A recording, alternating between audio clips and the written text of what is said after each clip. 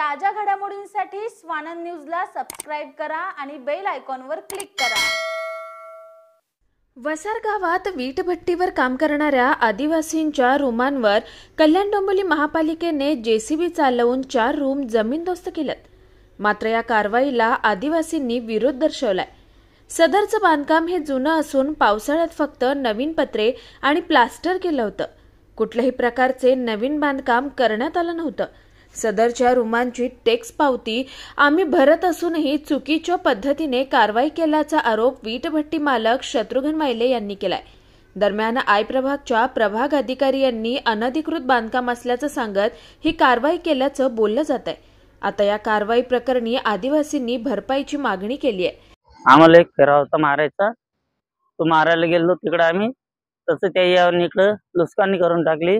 माझे 2 क्विंटल चावल गेलेत, 5 धुडी गेल्यात आणि 1 टीव्ही गेले। तेवढं मला भरपा पाहिजे। म्हणजे रूम कधी बांधली होती?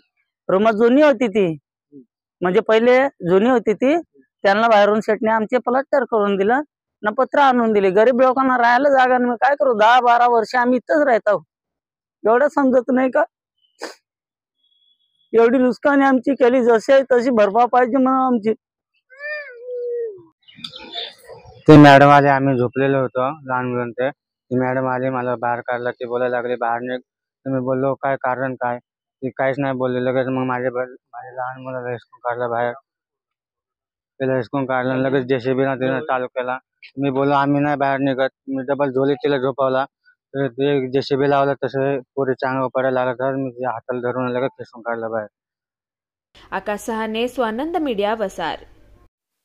ताज्या घडामोडींसाठी स्वानंद न्यूजला सबस्क्राइब करा आणि बेल आयकॉनवर क्लिक करा।